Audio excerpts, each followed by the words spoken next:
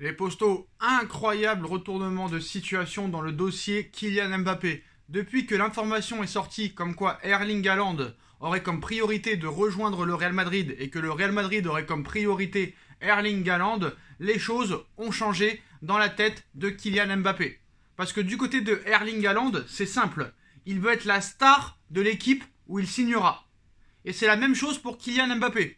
Donc c'est presque chose impossible de voir Haaland et Mbappé dans la même équipe. En tout cas pour les deux. Si on en croit un petit peu les infos, Mbappé ne veut pas jouer avec Haaland et Haaland ne veut pas jouer avec Mbappé. Les deux veulent être les stars de leur équipe et au cœur du projet. Alors maintenant, tu te dis que si vraiment le Real Madrid est à fond sur Erling Haaland, peut-être qu'il y a une possibilité de voir Mbappé prolonger. Peut-être pas de 5 ans, de 4 ans, mais il y a quand même une possibilité. Surtout que Mbappé a encore des choses à faire au Paris Saint-Germain, comme battre le record d'Edinson Cavani, de remporter la première Ligue des Champions du club. Et quand tu auras fait ces deux choses-là, là, tu seras réellement une légende du Paris Saint-Germain et une légende du football. Bon, maintenant, les dernières infos de cette soirée. On le sait, Kylian est la cible numéro 1 du Real Madrid, qui a toujours été son club de rêve. Kylian Mbappé pourrait rester encore au Paris Saint-Germain 3 ou 4 ans malgré la grande tentation madrilène. Luis Ferrer sort des secrets sur les dossiers Mbappé. Luis Ferrer est l'autre petit bras qui a travaillé à l'arrivée de Kylian Mbappé au Paris Saint-Germain à l'été 2017. Il a été envoyé par le club de la capitale et a travaillé aux côtés de Antero Henrique à l'époque pour faire venir le buteur français. Dans une longue tribune pour AS, ce soir AS, qui est un média pro-madrilène, il s'est étalé sur les détails de l'opération, mais aussi sur sa grande proximité avec Mbappé, et il évoque aussi l'avenir de Kylian Mbappé dans les prochaines semaines et les prochains mois. Celui qui passe pour un des couteaux suisses du Paris Saint-Germain a parsemé quelques indices sur l'avenir proche de Kylian Mbappé. Déjà l'été dernier, Kylian Mbappé avait été très proche de rejoindre le Real Madrid. Le club espagnol avait attendu les derniers jours du marché des transferts pour adresser une offre au Paris Saint-Germain, ce qui avait profondément agacé Doha, Nasser et Leonardo.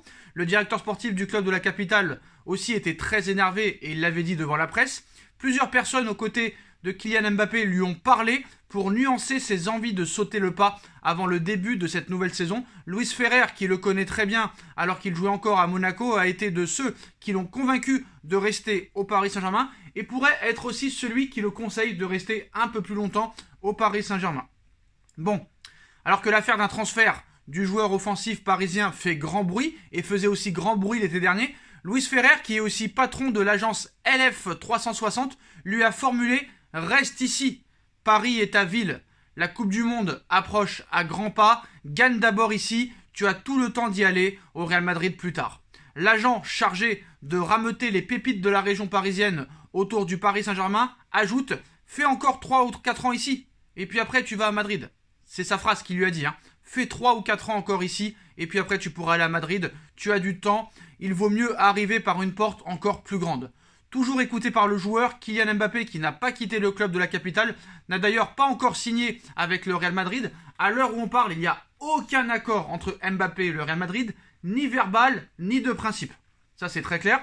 Alors que la période actuelle, à 6 mois de la fin de son contrat avec le Paris Saint-Germain, lui donne le droit de signer un pré-contrat à partir du 1er janvier prochain, c'est-à-dire après-demain. Rien en ce moment n'est confirmé d'une telle initiative du joueur. Mieux, plus approche le mercato hivernal, plus il se montre proche du club parisien dans chacun de ses discours.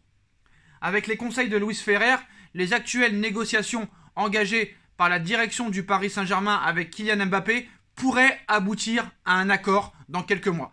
Mais que les esprits s'y préparent, le joueur ne restera pas au Paris Saint-Germain s'il n'y a pas une offre incroyable sur la table.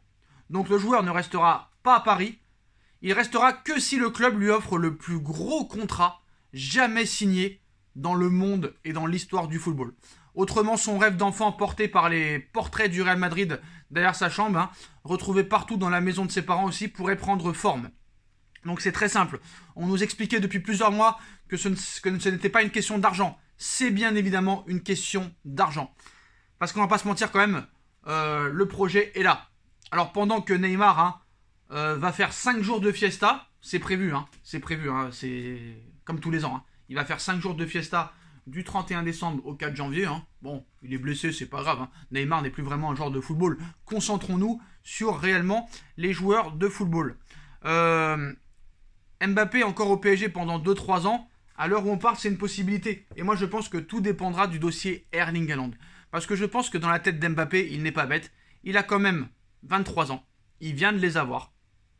Je pense qu'une prolongation de contrat de 2 ans est possible. Je ne dis pas que ça va se faire. Écoutez bien vos oreilles. Je ne dis pas que ça va se faire, mais c'est une possibilité, quoi qu'il en soit. Parce que je pense que le PSG pourrait changer, en tout cas je l'espère, hein, pourrait changer de stratégie après cette Coupe du Monde 2022 et de voir Mbappé prolonger pourrait être une bonne nouvelle pour le Paris Saint-Germain. En tout cas, cet article peut nous faire encore une fois espérer.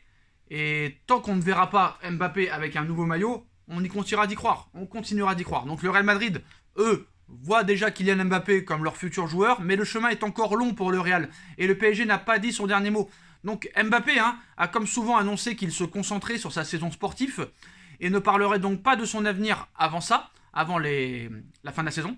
Donc le seul avenir qu'il envisage, c'est celui des prochains matchs. Et il n'a pas hésité à confier à la presse internationale son envie d'en découdre avec le Real Madrid en Ligue des Champions si le club merengue est persuadé qu'il jouera la saison prochaine avec le maillot blanc du Real sur les épaules. Rien n'est encore fait. Voilà, Mbappé sera officiellement libre de discuter ouvertement avec ses courtisans dès le 1er janvier, mais pour l'instant il n'en est rien.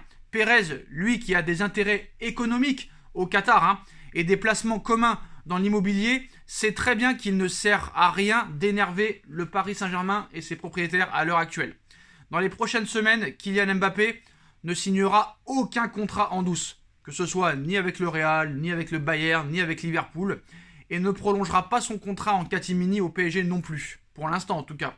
Place donc à l'incertitude dans ce dossier, même si le Paris Saint-Germain n'a clairement pas dit son dernier mot. L'équipe aujourd'hui, révèle ce soir ainsi qu'il n'y a absolument aucun accord verbal ou accord de principe entre Mbappé et le Real Madrid. L'entourage du Parisien a beau se renseigner sur la vie dans la capitale française ou sur les contours d'un éventuel futur contrat, cela ne va pas plus loin. Et il n'y a donc aucune offre ferme sur la table qu'il a acceptée, que ce soit pour une prolongation ou pour le Real Madrid.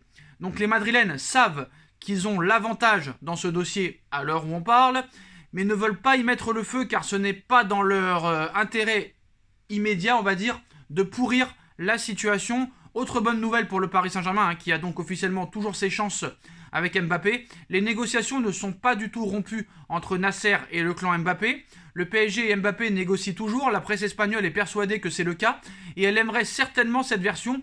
Mais pour l'équipe, les discussions continuent. Et une nouvelle offre parisienne serait certainement étudiée de près par Mbappé et son père.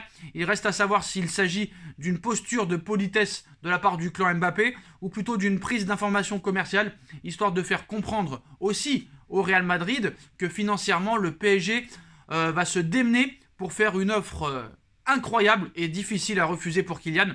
De quoi obliger aussi Florentino Pérez dans le même temps à allonger un peu plus la monnaie pour l'offre qui pourra faire à la différence à la fin de saison, bien sûr. Donc c'est sûr que si par exemple le Paris Saint-Germain propose à Mbappé 40 millions ou 45 millions d'euros par an, est-ce que Pérez pourra suivre? Donc voilà, tout dépendra un petit peu des mercatos aussi des deux équipes. En tout cas, les postos, à l'heure où on parle, il faut y croire. Il faut essayer d'y croire parce que quand Mbappé va partir, ça va être très dur de se relever.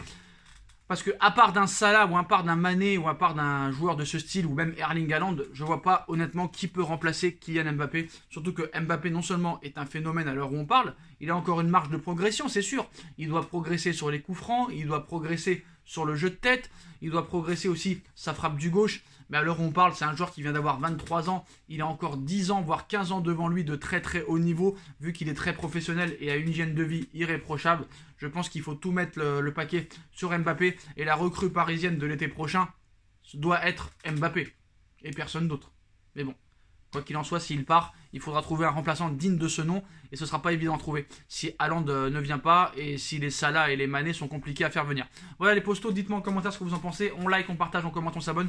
Et on se retrouve très très